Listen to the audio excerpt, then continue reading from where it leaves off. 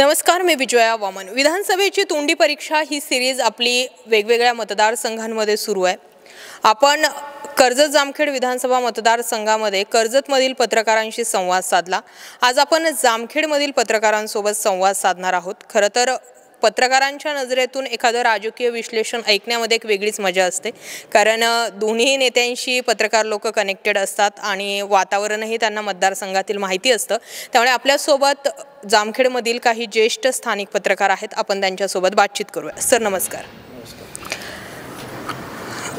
सध्या जामखेडमधला प्रचार चाललाय भूमिपुत्र विरुद्ध बाहेरचा, काय वाटतं, भूमिपुत्र चालेल की बाहेरचा चालेल? कधी भूमिपुत्रच नाही। बरं, 2019 ला कसं गणित फसलं म्हणजे जो उमेदवार होते भाजपचे ते थोडेसे जमिनीच्या वर होते त्यावेळेस। बरं त्यांनी जी ग्राउंड लेवल जे पकडायला पाहिजे होती तिथे न पकडल्यामुळे आणि तीच नस रोहित पवारने पकडली त्यावेळेस। सामान्य माणसाशी डायरेक्ट कॉन्टॅक्ट ठेवला त्यांनी आणि पाण्याच्या माध्यमातून घरोघरी त्यांचा संबंध आला, मग सामान्य माणूस तिकडे वळाला। बरोबर, आता ती नस तुटली, आज ती तुटली। आता तीच परिस्थिती उलटी झाली। ज्या चोका रोहित पवारनी म्हणजे रमजींनी केल्या 19ला तेच आता हे करतायत रोहित पवार सेम। काय वाटतं? ते म्हणतायत तसं बरोबर आहे, पण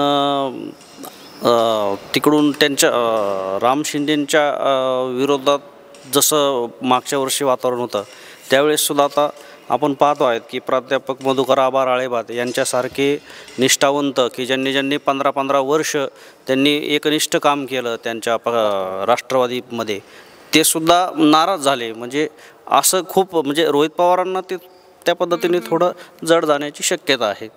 काय वाटतं? तसं जामखेड हे मराठवाड्याचं प्रवेशद्वार आहे। तुम्ही भूमिपुत्र आणि बाहेरचा हे राजकारणी लोक म्हणतात, आमच्यासारखे पत्रकार नाही म्हणत। जो जामखेड तालुक्याचा विकास करत तो जामखेडचा आहे। निवडणूक तर महाराष्ट्राच्या बाहेर चालू नाही ना, भूमिपुत्र कुठेही। आज जे सर्वसामान्य हुशार नागरिक आहेत तो भूमिपुत्र आणि याच्याकडे बघत नाही की जामखेड तालुक्यात विकास कोणी केला। आमच्या टायमिंगला लोखंडे साहेब 3 टर्म आमदार झाले, आम्ही त्यावेळेस विकास काम काहीच झाले नाही त्यांच्याकडून। त्यांनी मिनी MIDCचा हा प्रश्न आणला इथं, पण मिनी MIDC झाली नाही। त्यानंतर राम शिंदे आले, राम शिंदे 2 वेळेस आमदार होते, 1 वेळेस मंत्री झाले, कॅबिनेट मंत्री। तर ते कॅबिनेट मंत्री असताना त्यांच्या माध्यमातून त्यांनी जलयुक्त शिवाराच्या माध्यमातून अनेक चांगले कामं केले की ज्या खेड्यागावामध्ये बंधारे असतील हे असतील तर ते जलमय झालं, हे त्यांचं विकासाचं काम। त्याच्यानंतर 2019ला झालं की माणूस हा शेवटी चुकीचा पुतळा असतो। निष्ठावंत कार्यकर्ते त्यांच्यापासून दूर गेले असतील, कारण शेवटी की माणूस हा चुकतच असतो। शेवटी आम्ही पत्रकार आहेत, आम्ही नेहमी लिहायचो उपेक्षित जामखेड। जामखेडमध्ये काहीच नाही, उपेक्षित सतत वाहतुकीच्या कोंडीमध्ये सापडलेला जामखेडचाच हो। मग राम शिंदेंनी ज्यावेळेस आत्मपरीक्षण केले की निष्ठावंत कार्यकर्ते का गेले, काही लोक तर टेंडरसाठी जातात, काही लोक टेंडर मिळवून राम शिंदे मंत्री म्हणून तिथं गर्दी होती। तर राम शिंदेंकडे काही माणसं असे आज बी आहेत की ते निष्ठावंत आहेत, त्यांना म्हणजे गर्दी नको, दर्दीसारखे बी माणसं।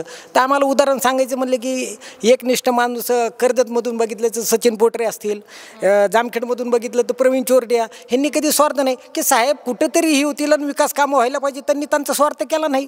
परंतु टेंडरवाल्या लोकांनी त्यांचा विकास करून घेऊन म्हणजे राम शिंदेच्या लोकांनी जी टेंडर पद्धती घेऊन त्यांचा स्वतःचा विकास केला, जामखेडचा विकास झालेला नाही। आज रोहितदादा आहेत, रोहितदादाच्या माध्यमातून ते विकास कामं करतात, त्यांची अनेक कामं सांगण्यासारखे आहेत की आपण बघितलं की जिल्हा रुग्णालय असेल, त्याच्यानंतर तुमची त्यांनी MIDCचा प्रश्न मांडला होता, परंतु आता राम शिंदेंनी ही करून ती MIDC मंजूर केली। तसेच जलयुक्त जलजीवन पाणी योजना असेल, त्यांची रस्त्याचे कामं असतील, शाळा असतील, पोलीस वसाहत असेल, SRP केंद्र असेल, तर हे विकासाच्या माध्यमातून त्यांनी आले, त्यांचे कामं दिसतेत। त्याच्यामुळं आता विकास त्यांना 2.5 वर्ष भेटले। आता राम शिंदे विधान परिषदेतून गेले, त्यांनी लगेच MIDC आणली। म्हणजे जामखेड आणि कर्जतला आता 2 आमदार आहेत, त्याच्यामुळं आता लोकांना असं वाटतं की हे विधान परिषदेला हे विधानसभेला, तर त्याच्यामुळं दोघांमध्ये रस्सी खेच करून विकासाची कामं वाढायला लागले। आज बी लोकांना वाटतं की 2 आमदार असायला पाहिजे। तुमचं काय? कर्जत जामखेड मतदारसंघ हा 1978 ते 2009 पासून राखीव होता. हा राखीव मतदारसंघ असल्यामुळे कर्जत जामखेड महाराष्ट्रातून फार दुर्लक्षित झाला होता विकासाच्या बाबतीत.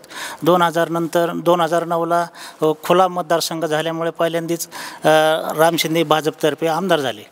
त्यांनी 5 वर्षात सरकारविरोधात असल्यामुळे कामं झाली नाहीत. परंतु त्यांनी कुकडीचं पाणी चोंडीत बंधाऱ्यात पाणी प्यायला तरी लोकांना पिण्याच्या पाण्यासाठी यावं यासाठी मोठं आंदोलन केलं. एक वेळ तिथं कलेक्टरच्या समोर त्यांनी रॉकेल अंगावर ओतून प्रयत्न केला आणि कसं तरी 350 MCFT पाणी चोंडीपर्यंत येत होतं. ते आत्तापर्यंत 2दा-3दा आलं, त्याच्यानंतर ते पाणी यायचं बंद झालं. त्याच्यामुळं हा कुकडीचा पाणी प्रश्न हा पूर्वीपासून प्रलंबितच राहिला. त्याच्याकडं अजून ह्या 5 वर्षात पण अजून कुकडीत पाणी आलेलं नाही. त्याच्यानंतर झालं MIDCचा संदर्भ. MIDCच्या बाबतीत 1999ला गोपीनाथ मुंडे असताना त्यांनी उद्घाटन केलं 97 साली, भूमिपूजन केलं. त्याच्यानंतर ती 5 वर्षानंतर काँग्रेसच्याच राजवटीत ते एका स्थानिक लघुऔद्योगिक संस्थेला चालवायला दिली 99 वर्षाच्या कराराने. 99 वर्षाच्या कराराने दिली. त्यांनी आत्तापर्यंत 24 उजाडले, पण त्यांच्याकडे निधी नाही ते रस्ते करायला, कुठं काय करायला. तर जामखेडकरांना काय वाटतं, मिनी MIDC व्हावा, इथं 20-20 गुंठ्याचे 10-10 गुंठ्याचे प्लॉट करून लोकांना वाटावा, अशी लोकांची पण इच्छा. लोक काम करतील आणि रोजगार पण वाढेल आणि उद्योजक पण वाढतील. या दृष्टीने दोन्ही आमदारांनी लक्ष घालणे गरजेचं होतं. पण ते लोखंडे एक भाजपचेच असले आणि परत सत्ताधारीमध्येच असल्यामुळं त्यांच्याबाबत कुणी काही बोलत नाही. त्याच्यामुळे ह्या दोन्ही आमदारांनी काही करून ही संस्था त्यांच्या औद्योगिक सहकारी संस्थेकडून काढून घेऊन ती परत सरकारकडे घ्यावे आणि ज्या पद्धतीने लोकांना गुंठे वाटून 20-20 गुंठे 53 एकर आज तिथं मोठ्या प्रमाणात अतिक्रमण झालेलं आहे, त्याच्याकडे दुर्लक्ष झालेलं आहे. त्यासाठी पण एक प्रयत्न करणे गरजेचं आहे. आता कोण चालेल इथे, राम शिंदे चालतील का रोहित पवार? आता मागच्या वेळेस 2019ची फाईट वेगळी होती आणि आता 2024चं वातावरण जर बघितलं तर एकदम टफ वातावरण आहे. दोन्ही ठिकाणी दोन्ही पार्ट्या एकदम मजबूत आहे आणि जो 2019ला जो फ्लो रोहित पवारकडे होता ते सगळे मंडळी आज राम शिंदेकडे आलेले आहेत. त्याच्यामुळे एक चित्र मग बदलले. कार्यकर्त्यांना एक मागच्या वेळेस रोहित पवारांकडून जी वागणूक मिळाली त्याच्यामुळे कार्यकर्ते गेले असे सांगतात. पण त्यांचा फ्लो काय, ते लोक जरी ते तिकडे गेले तर ह्यांनी कर्जत जामखेडसाठी काय केलं असा एक प्रश्न पण निर्माण होतो. त्याच्यामुळं आमदार रोहित पवारांचे काम दिसते, आमदार राम शिंदेचे काम दिसत नाही. त्यांनी मोठा निधी आणला पण त्यांचं काम दिसत नाही. पण रोहित पवारांचा निधी जरी असला तरी त्यांचे कामं दिसतात. हीच एक जमीची बाजू थोडी दोन्ही बाजूने आहे, पण एकदम ही टफ फाईट आहे. एकंदरीत राम शिंदेंशी आम्ही बोललोत, रोहित पवारांशी बोललोत. राम शिंदे म्हटले मी निधी भरपूर आणला, विकास केला, जाहिरातबाजीत कमी पडलो, असं त्यांनी ते स्वतः मान्य करतात. ते मान्य करतात की मी मंत्री झालो होतो नवीन, मला तेव्हा कळलं नाही मी कसं राहायला हवं होतं, म्हणून मी लोकांमध्ये नव्हतो, माझी चूक आहे, मी मान्य केली आणि 5 वर्षानंतर मी माझा बॅकलॉग भरून पुन्हा मैदानात आलो. ही सेम केस रोहित पवारांना लागू होती की रोहित पवारांनी जे इथले स्थानिक लोक होते ते लोकल डावलले. आता आम्ही वेगवेगळ्या पदाधिकाऱ्यांशी बोललो, ते म्हटले आम्हाला रोहित पवारांच्या स्टेजवरती येण्यासाठी भांडावं लागलं आणि म्हणून आम्ही निर्णय आमचे बदललेत. पुढे जाऊन कुकडीच्या पाण्याचा एक विषय की 5 वर्षात त्या कुकडीच्या पाण्याला हात घालता आलेला नाही. या सगळ्या गोष्टी जर बघितल्या, राम शिंदे असो किंवा रोहित पवार असो, राम शिंदेंनी कामं केलीत, रोहित पवारांनी कामं केलीत. पण आता विषय पुन्हा येतो की ते जो कुकडीचा पाण्याचा विषय होता तो जामखेडला ते कुकडीचं पाणी का येऊ शकलं नाही. पालकमंत्री जे होते ना पुणे जिल्ह्याचे, मेन ऑफिस कुकडीचं पुण्याला आहे, तर त्या पुणे जिल्ह्यातले पालकमंत्री कोण आहेत? आत्ता जे 2 वर्ष सोडले तर पहिल्यापासून त्यांच्या घरातलाच माणूस होता पालकमंत्री. तर तिथं खरी किल्ली आहे. कुकडीचं पाणी न येणं आपल्या जामखेड तालुक्याला पुणे जिल्ह्यातले पालकमंत्री आपल्याला कधी आडवे पडलेले आहेत. आणि त्याच्या जर ब्लॅकॉ काढायचं म्हटलं तर शिंदे सरांनी जे न दिसणारं काम आहे, पब्लिक दिसत नाही पण पब्लिकला जीवनामध्ये बदल करणारं काम आहे. जलसिंचनच्या माध्यमातून अनेक गावांना जिथं जानेवारीमध्ये पाणी प्यायला मिळत नव्हतं तिथं मे-जूनमध्ये आता पाणी राहतं आहे. तर जलसिंचनच्या माध्यमातून पाटबंधारे, छोटे छोटे बंधारे साखळी तयार केली. पूर्वी नानज, पारगाव, झिकरी ह्या गावांना जानेवारीमध्येच पाणी मिळत नव्हतं. आज तिथं जून नाही, एप्रिल नाही, मे नाही, कुठल्या महिन्यात पाणी आहे का? तर ते साखळी बंधारे बांधले त्यांनी. हे न दिसणारं काम आहे पण जनतेच्या, सामान्य जनतेच्या जीवनात बदल करणारं काम आहे. आता ठीक आहे, रोहित पवारांनी इमारती बांधल्या, प्रत्यक्ष इमारत बांधल्या सामान्य माणसाच्या पात्रात काय आहे? फक्त प्रशासकीय इमारती बदलल्या, जुन्याच्या नव्या झाल्या. सामान्य माणसाचा फायदा तोटा काय आहे? माझं काम आहे किंवा एखाद्या सामान्य माणसाचं काम आहे BD ऑफिसमध्ये, तो इमारत मोठी असली काय आणि बारीक असली काय, त्याला काय त्याचा फायदा तोटा आहे सामान्य माणसाला? पण आज बंधारा एखाद्या गावात झाला, तिथं 200 एकर 500 एकर शेती बागत होती ना. तर चुकलं कुठं शिंदे सरांचं? काम केलं पण लोकांना सांगता आलं नाही. काम केलं पण त्याची जाहिरातबाजी केली नाही. मी आता काम केले, मी निवडून येणार, ह्याच त्या आविर्भावात राहुल ते 19ला. आता रोहित पवारने कामं केलं, दिसणारे कामं केले, म्हणजे ST स्टँड असो किंवा पंचायत समितीचं काम असो किंवा दवाखाना असो, हे ठीक आहे, हे असलंच पाहिजे व्हायला. पण 100% त्यांनी विकास झाला असं नाही आहे. सामान्य माणसाच्या जीवनात बदल काय आहे त्याच्यामुळं? जसा जलसिंचनामुळे सामान्य आता पार कवडगाव, फकराबाद, धानोरा, जावळा, नान्नज हा जो शेतीचा पट्टा आहे, तर त्या परिसरामध्ये आज अशी परिस्थिती आहे की 92, 95, 96ला अनेक गावांना असं नदी कोरडी असायची एप्रिल मेलाच. तिथं आज भरपूर पाणी आहे. तर त्याचं श्रेय सगळं शिंदे सरांना आहे. काय मुद्दा आहे? तसं पाहिलं तर दोघांनी बी चांगल्या पद्धतीने विकास केला. आमच्या पत्रकाराची ते दृष्टीने पाहिलं तर, परंतु खरी निवडणूक ही कुकडीच्या पाण्यावर होती त्यावेळेस. कुकडीच्या पाण्यावर ज्यावेळेस निवडणूक होती तर राम शिंदे साहेबांनी चोंडीपर्यंत पाणी आणलं होतं ना, ते सोडलं होतं ते लोकांपर्यंत, चोंडीपर्यंत. त्यावेळेस खूप मोठा जल्लोष बी केला त्या टायमिंगला. आणि कुकडी पाणी आणण्यासाठी ज्यावेळेस राम शिंदे विरोधात होते, त्यांनी त्यावेळेस आंदोलन बी केलेले आहेत भरपूर. त्यांनी कृषी विद्यापीठ आणलं, कृषी विद्यापीठ आणलं आमच्या इथं हाळगावला. तर आता 2019च्या परिस्थितीला राम शिंदे आणि रोहित पवार असं गणित केलं. त्यावेळेस रोहित पवारकडे सगळे होते. अंबादास पिसाळ असतील कर्जतमधून, सचिन पोटरे असतील, राजेंद्र गुंड असतील, त्याच्यानंतर प्रवीण घुले असतील, शेवाळे असतील, आणि जामखेडमधून प्राध्यापक मधुकर राळेभात असेल. परंतु आज हे कुणीही राहिलेलं नाही. आणि सगळ्यात मराठा लॉबीचा माणूस म्हणजे प्राध्यापक मधुकर राळेभात. 2019ला ज्यांनी त्यावेळेस अपक्ष निवडणूक लढली होती, त्यांना 29,000 मतदान पडलं होतं 2009 साली. तर आज त्यांनी रोहित पवारांना ही एक धोक्याची घंटा समजावं लागेल. कारण एक मराठा माणूस 2009ला 29,000 मतं घेतो, ते एकनिष्ठ राहिल्यावर कुठेतरी रोहित पवारांचं चुकलं असेल, त्यांच्या भावना दुखल्या असतील मधू आबांच्या. त्याच्यामुळं आज मधू आबा आल्यामुळं राम शिंदेची एक ताकद वाढल्यासारखं दिसतं. परंतु आता 15 दिवस जायचे, निवडणुकाला अवघे, परत काय गेम खेळते, शेवटी राजकारण आहे. जामखेडमध्ये आम्ही जेव्हा फिरतो, कर्जत असो जामखेड असो दोन्हीकडं, पण ते म्हणतात मी रस्ते केले, रोहित पवार म्हणतात. जामखेडमध्ये हा जो तुमचा चौकचा मेन पट्टा बघितला, किती रस्त्यांची दुरावस्था झालेली आहे. पण नेमकं विकास झाला आहे तो इमारतींचा झाला आहे, रस्ता मेन मुद्दा काय असतो? सर्वसामान्य रस्ते, पाणी, वीज, या 3 गोष्टींचा विकास झाला का पुरेपूर? तसं पाहितलं तर केंद्रातून तो निधी आलेला होता आणि पंचदेवालय ते डुड्डेरीपर्यंत हा रस्ता म्हणजे केंद्राच्या माध्यमातून भाजपने केलेला रस्ता आहे.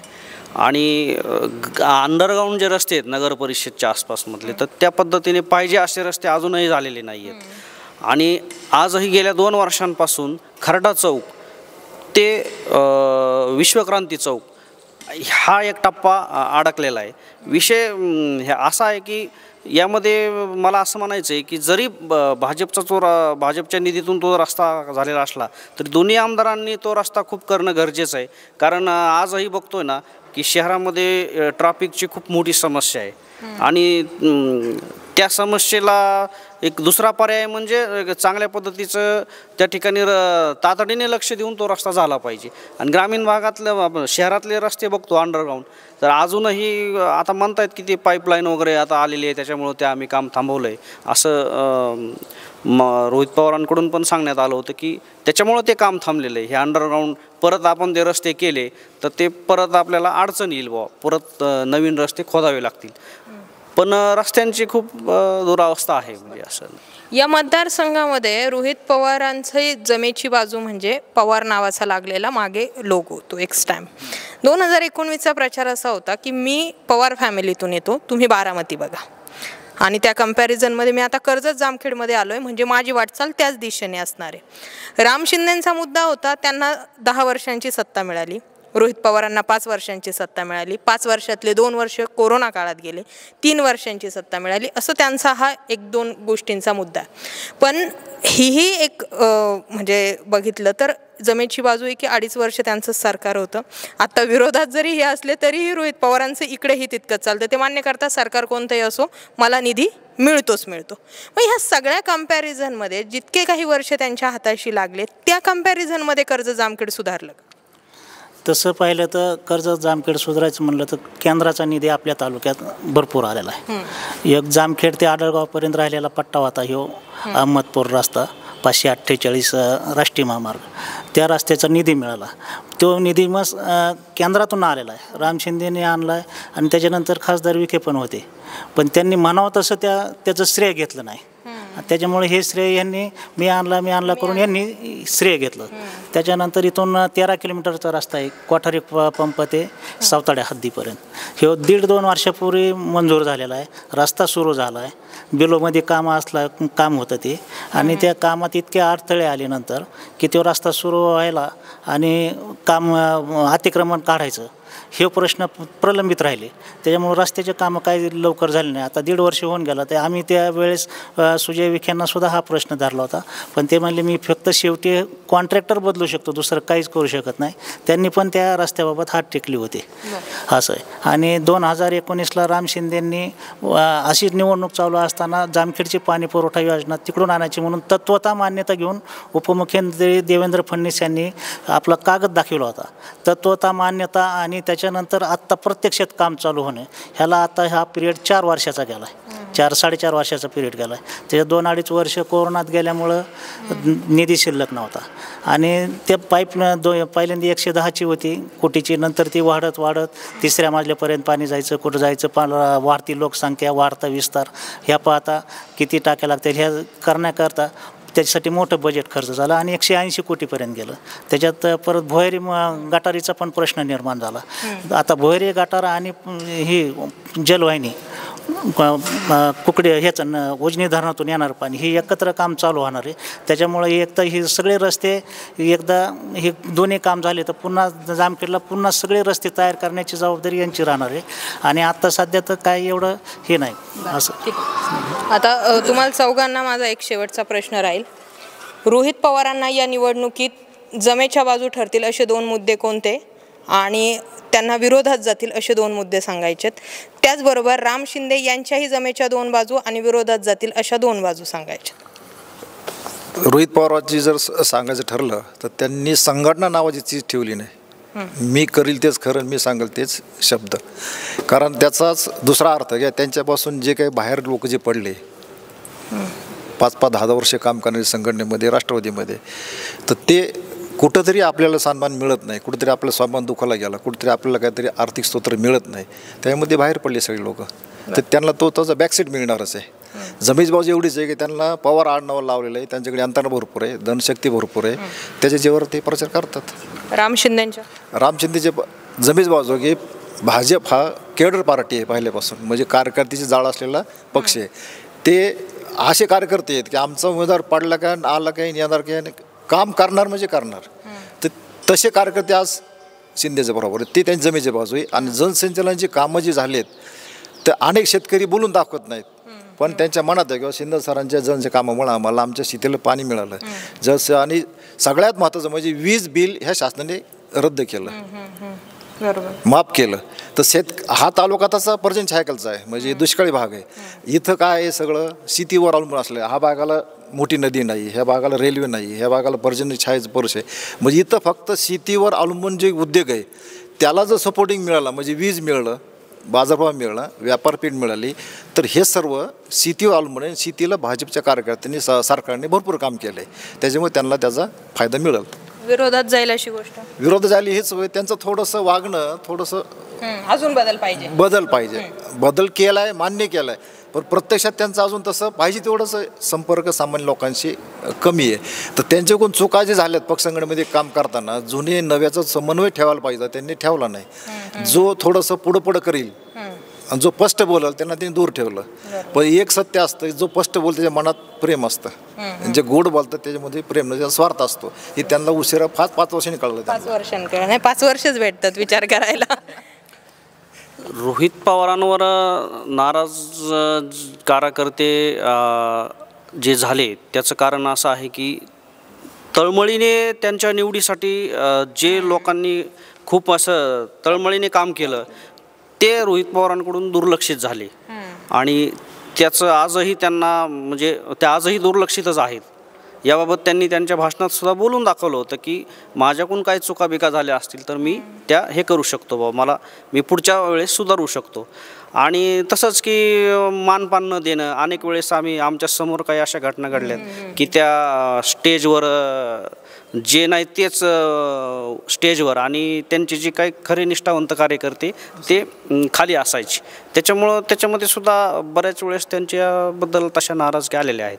आणि पॉझिटिव्ह म्हणजे तसा विचार केला तर त्यांच्या बाजूने शहराचा मध्ये जे काही जसं ह्यांनी सांगितलं तशा प्रशासकीय इमारती आहेत, त्यांचे जे आई आणि वडील आहेत त्यांच्या एक बचत गटाच्या माध्यमातून, कृषी विभागाच्या माध्यमातून, कृषीच्या ह्याच्या माध्यमातून ते खूप घराघरात पोहोचलेले आहेत.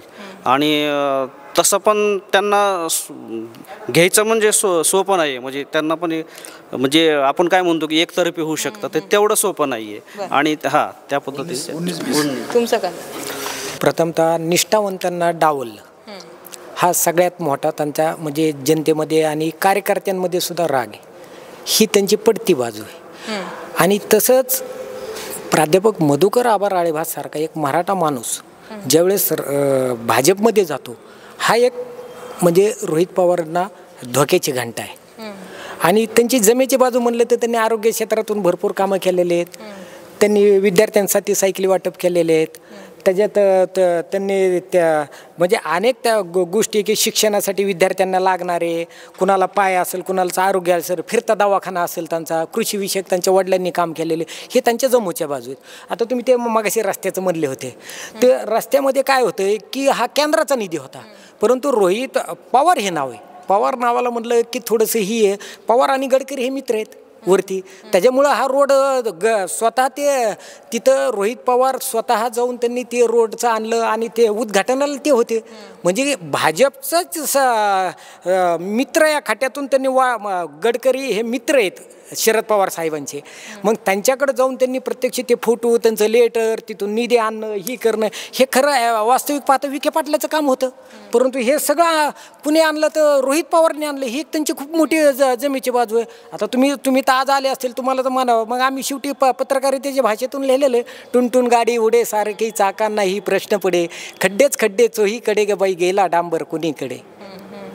तर ह्या गोष्टी ज्या व्हायला लागल्या तर रोहित पवार हे मन तन धनातून विकासाचे कामं करतात. आणि राम शिंदे बी मन तन धनातून, राम शिंदेचं बी एकनिष्ठ कार्यकर्ते डावलतात, निष्ठावंतांना ती ही करत नाही, जे आहेत तेच आहेत. परंतु राम शिंदेंनी त्यांचा दोघाही नेत्यांना माझी विनंती की दोघांनी सभा बदला. आता लवकरच तुमची दूध का दूध पाणीचं पाणी होणार आहे. आता बघूया जनता काय कौल देते, परंतु ही शेवटी टफ फाईट होणार हे आमच्या पत्रकारितेच्या दृष्टीने आहे. रोहित पवारांचं जे एकला चलोचा नारा आहे, म्हणजे राष्ट्रवादी काँग्रेस म्हणजे मीच, ही एक मुद्दा असं नाही वाटत का डायव्हर्ट करून जाईल म्हणून? कारण शेवटी कसं आहे की रोहित पवार पडले बाहेरचे, स्थानिकांना हाताशी धरल्याशिवाय, म्हणजे आपण म्हणतो जर सख्खा भाऊ सोबत नसेल तर रावणालाही पराभव बघावा लागला. त्या पद्धतीने इथले जे सख्खे लोक म्हणजे जे इथले स्थानिक नेते होते ज्यांनी 2019ला बाहेरचा उमेदवार असतानाही रोहित पवारांना डोक्यावर मिरवलं, ते आज आम्ही बऱ्याचशा लोकांशी बोललो आहे. त्यांची एवढी तळमळ आहे की आम्हाला स्टेजवर घेतलं नाही, आम्हाला विचारात घेतलं जात नाही. रोहित पवारांचं म्हणणं असं येतं की ज्यांचं काम आहे त्यांचा थेट माझ्याशी संपर्क होऊ द्या, मधल्यांनी येऊ नका. ही जी त्यांची सगळी बदलती भूमिका आहे. मग राम शिंदे आणि रोहित पवारांमध्ये फरक काय उरला? जे 2019ला राम शिंदेंच्या पथ्यावर पडलं तेच रोहित पवारांच्या पडेलच नाही वाटत? हो, कोणताही नेत्याला आपली निवडणूक लढवायची असते तर कार्यकर्ता हा त्याचा आत्मा असतो. परंतु रोहित पवार ज्यावेळेस आमदार झाले आणि कामाची त्यांनी सुरुवात केली, कामं आणायला लागले, त्यांनी 2014 ते 19 जो भाजपवाल्यांनी जो कार्यकर्त्यांनी कार्यक्रम लावला, म्हणजे कामं केले नाही पण दिसले, कामं दिसत नाही पण झालेत. असं प्रकार झाला. असे प्रकार होऊ नये म्हणून त्यांनी त्यांची स्वतःची यंत्रणा आणून काम राबवावं लागले. मग जामखेडमध्ये जेवढे इथे मोठ्या प्रमाणात JCP, पॉकलॅन, पेट्रोल पंप आहे, डिझेल आहे, ही लोकांना पण इथल्या लोकांना पण रोजगार मिळाला पाहिजे, ते तिकडून आणले. ह्यामुळं काही जणांत नाराजीचे भाव निर्माण झाले. आणि त्याचप्रमाणे जेवढे मोठे त्यांच्यासाठी जीवाचं रान केलं ज्या लोकांनी, ते लोक त्यांच्यापासून काही दुरावत गेले. त्यांना मानपान दिल्यामुळे ते दुरावले. आणि त्या दुरावल्यानंतर त्याचा स्फोट आत्ता 5 वर्षानंतर झाला आहे. ते चाललेत हे त्यांना माहिती, पण ते कोणाला अशी किंमत देत नव्हते, काय नव्हते. आणि राष्ट्रवादीत त्यांचा आता अजित पवार बाजूला गेल्यामुळे राष्ट्रवादीत त्यांना महत्त्वाचं स्थान आहे. त्याच्यामुळे ते राज्यात पण पाहते. त्याच्यामुळे राज्याच्या दृष्टिकोनातून आपला तालुक्यातला पाया पण मजबूत पाहिजे ना, जिथं आपल्याला लढायचं आहे तिथं. ही त्यांची आता इतके लोक गेलेत की राहिलं आता निष्ठावंत कार्यकर्ते राहिले, त्याच्यावर त्यांना जिंकायचं आहे काय, हे त्यांच्या पुढं खूप मोठी अडचण आहे सध्या. तर हे काही असे मुद्दे होते जे पत्रकारांशी डिस्कस केल्यानंतर समोर येतात की इथे राम शिंदेंचा पराभव का झाला, तर त्याला एकमेव कारण होतं त्यांचा नडला तो त्यांना शिष्टाचार. रोहित पवारही जर त्याच पावलावर पाऊल ठेवत असतील तर मात्र मग कर्जत जामखेडकर म्हणतात की जो आमचा जुना होता तोच बरा होता. आणि जर एवढ्या 15 दिवसांमध्ये आणखी काही वेगळा बदल झाला तर या ठिकाणची लढत आणखी घासून आणि अटीतटीची होईल. रोहित पवारांनी विकास केलाय मान्य, पण तुम्ही लोकांना सोडून किंवा आपल्याच कार्यकर्त्यांना धरून तो केला असता तर तो विकास आणखी वठून दिसला असता. तीच जी भरीव किंवा उणी होती ती उणीव आत्ताच्या घडीला राम शिंदे भरून काढण्याचा प्रयत्न करतायत. राष्ट्रवादी काँग्रेसचे सगळे पदाधिकारी कार्यकर्ते आज राम शिंदेंच्या स्टेजवर दिसत आहेत. त्यामुळे राम शिंदेंनी स्वीकारलेला पराभव आणि त्यातून तयार झालेले एक वेगळे राम शिंदे रोहित पवारांना या मतदारसंघात वरचढ ठरतात की काय असा प्रश्न निर्माण झाला. सर, तुम्ही सर्वांनी वेळ दिलात त्याबद्दल धन्यवाद.